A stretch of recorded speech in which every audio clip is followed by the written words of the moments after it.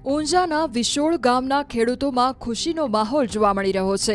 ગત વર્ષની સરખામણીએ લીલા મરચાના બમણા ભાવ બોલાઈ રહ્યા છે।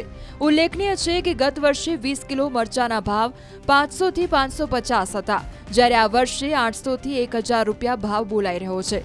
મરચાના સારા ભાવના કારણે વિશોળ ગામમાં 150 વીઘામાં મરચાનું વાવેતર કરવામાં આવ્યું છે।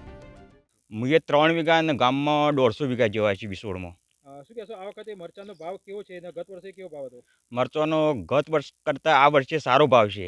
ગત વર્ષે કેટલો ભાવ હતો 20 કિલો? 20 કિલો 500 થી 550 હતા, અત્યારે 800 થી 1000 રૂપિયા સુધી છે ભાવ। શું કહેશો આના કારણે ખેડૂતોને પોસાય છે હાલ મરચાની ખેતી? ખેડૂતોને પોસાય છે મરચા। શું કહેશો મરચામાં ખાસ કરીને કઈ ખર્ચ થતો હોય છે? મરચામાં પેસ્ટિસાઇડ ને રાસાયણિક ખાતરનો વધુ પડતો ખર્ચ થાય છે। શું લાગે છે આ વખતે આ ભાવ સારો મળતા ખેડૂતો ખુશખુશાલ દેખાઈ રહ્યા છે? હા, ખુશખુશાલ દેખાઈ રહ્યા છે, ભાવ સારો છે। અહીંયા મરચાં બે જાતના વવાય છે, એક દેશી મરચાં અને એક હાઇબ્રિડ મરચાં। હાઇબ્રિડ થોડા તીખા હોય છે, જાડું મરચું આવે, મોડા સુધી ટકે છે। દેશી મરચાં અત્યારે શિયાળાની ઋતુમાં ઊંચા ભાવમાં વેચાય છે। ખેડૂતો ખુશખુશાલ છે, બીજા પાક કરતાં આમાં વળતર સારું મળે છે। વીઘે કેટલી કમાણી થઈ શકતી છે અંદાજે? લગભગ અંદાજે 4 થી 5 લાખ રૂપિયા કમાશે આ સાલ ખેડૂતો, બજાર ભાવ સારું હોવાથી। વીઘે? એક વીઘાએ 24 ગુણ ખર્ચો થતો હોય છે? ખર્ચો તો લગભગ 1 લાખ રૂપિયા ખર્ચો થાય। આ સાલ મરચામાં સારું એવું વળતર મળી રહ્યું છે। બીજા પાકો કરતાં આમાં સારું વળતર મળે છે।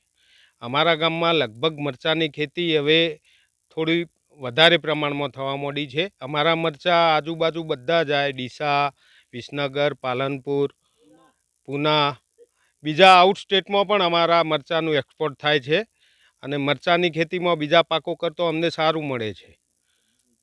રોજગારી પણ વધારે મળે, આમાં મજૂર વધારે જોઈએ એટલે મજૂરને પણ રોજગારી મળી રહે છે।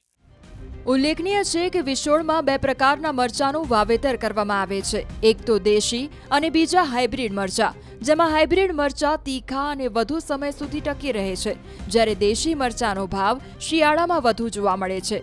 વિશોળના મરચાએ આજુબાજુના માર્કેટયાર્ડ સિદ્ધપુર, વિસનગર, મહેસાણા સહિત અન્ય રાજ્યમાં પણ મોકલવામાં આવે છે।